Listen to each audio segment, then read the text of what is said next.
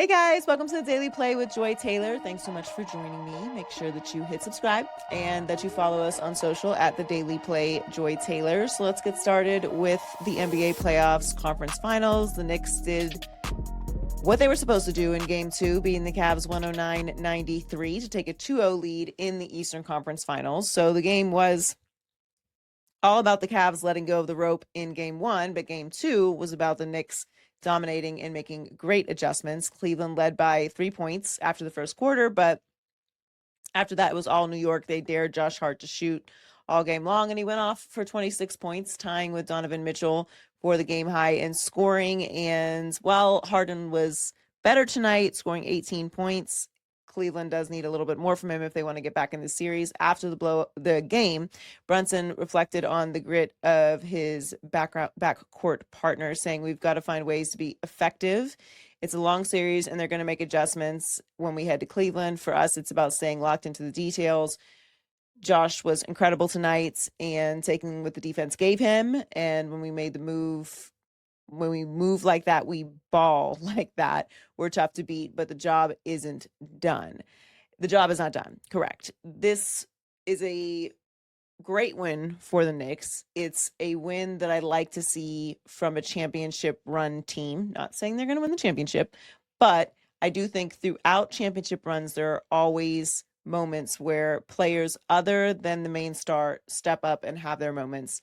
Josh Hart was that tonight. And the Knicks fans are obviously getting exciting, chanting Knicks in 4. I don't think that's going to happen. I don't know if it's necessarily going to be a long series anymore. A team that goes up 2-0 in the playoffs wins the series 92.6% of the time. So that's a pretty high percentage. When down 0-2, teams are just 34 and 425. But it is worth noting that there is a lot more parity in the NBA. While it's very rare, 22 of the 34 comeback series victories have taken place since 2000. So that is something to pay attention to. I don't think that the Cavs are going to come back and win this series the way that they are playing right now and the confidence the Knicks have. But I do think going back to Cleveland, the energy is going to shift a little bit. Role players obviously always play better when they're at home. So I think as a whole, as a collective, the Cavs will play better. I do think losing that big lead in game one stung a lot. That's a big emotional swing. It's a big mental swing to get over.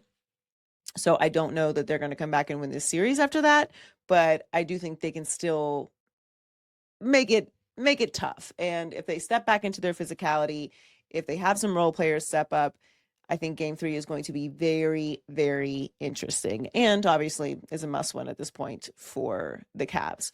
So the NFL offseason is heating up, and one of the hottest seats in the NFL that continues to stay warm is the Cleveland Browns head coaching job. The newest occupant of that office is Todd Monken, and he has already found himself in what is pretty standard for a Cleveland Browns head coach, which is a quarterback conundrum because they never seem to be able to maintain one. He's a quarterback guy. He's previously called plays in Baltimore and for the Georgia Bulldogs. As it's heading into at least training camp, he is dealing with Deshaun Watson coming off of an Achilles injury, Shedeur Sanders and Dillon Gabriel from the 2025 draft, and Taylen Green, a 6th rounder from the 2026 draft. Why is this a problem? I am not really sure. He reiterated 2 points about the quarterback competition between Deshaun Watson and Shedeur Sanders. Both are doing well, and the only deadline for the Browns' first-year coach he has in mind for naming a starter is September 13th, opener Jacksonville. Nothing's really changed. I mean, we're going to rotate those guys, and the best player, we'll see. Listen, a mantra that I always have is that if you have more than one quarterback, you have no quarterback. Shedeur played well enough. I believe that he should be the starter going into this season. Cleveland is going to Cleveland. This is what the Browns do. This is a very gettable division. Every single year, somebody finds a way to scrape their way to the top. It is obviously incredibly competitive every single year, but destabilizing the organization by making this into a quarterback competition is just really strange to me. I also feel for Shedeur and Dillon Gabriel having to go through this again.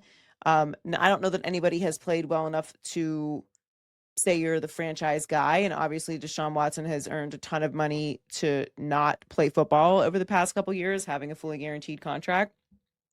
But the best guy thing, like, what is that? Just say that you have a starter and then let's go into training camp and see what happens. I just don't take teams seriously that are at this point in the season, or really any point in the season, and saying that they are in a quarterback competition. That's not a situation that I think is competitive, especially in a division like the AFC North. Speaking of quarterback competitions, a team that doesn't have one of those is the LA Rams. They did recently draft Matthew Stafford's replacement, allegedly, taking Ty Simpson with the 13th overall pick in April's draft. And at the time, McVay said this is Matthew's team. He said he had told Stafford that the team planned to take Simpson at 13, but he wanted to keep those conversations between the two of them. When asked about Stafford's reactions to the news, he said, "Oh, he was great. He's a stud. He's always first class in every sense of the word." Well, they've backed it up that it's his team because they signed Stafford to a lucrative contract extension. He will be making up to $60 million with incentives next season, and he will cash in on the final year of his previous deal, which is worth $42 million this season. So he is now on a 2-year deal worth up to $105 million. If he reaches all of his incentives, he'll make an average of $52.5 million per year, which would tie him with Justin Herbert's as the 8th highest paid quarterback, according to Over the Cap. So that essentially means that Ty Simpson will not be the quarterback for at least 2 years based off of that money. I mean, generally money plays a role. That kind of money certainly plays a role. And obviously Matthew Stafford is still playing at the highest level possible, and they are going for another Super Bowl run. Now, I think if you are in this situation using a pick that high on a quarterback when you know that you're going to give Stafford this kind of money and you're going to keep him in that position it's a little crazy to me, but I'm a bit of a Sean McVay zealot. So there's a method to their madness, and it does seem to work, as they have maintained, for the most part, being at the top of the NFL and, competing deep into the playoffs and for championships. So I have to trust that they have a plan. They see something that I don't. I just wouldn't have used a pick that high if he's not going to be playing relatively soon. But he's going to be able to sit behind Matthew Stafford and learn from a great coach and a great quarterback in a great system. So, I love this for Stafford. Obviously, I still think he is capable of playing and competing for a championship, and so do the Rams. And, one thing you learn about me, if you don't know this already, I am just somebody who really thinks the Rams are an impressive organization. And I think the system that Sean McVay runs is just brilliant. And, most of the evidence is the proof is in the pudding, as they say. So excited to see what the Rams do this year. Hope you guys have a great weekend. Thanks for joining me. For more on this and other top stories of the day, tune into the Daily Play with Joy Taylor. That's me at urban1podcast.com or wherever you get your podcasts.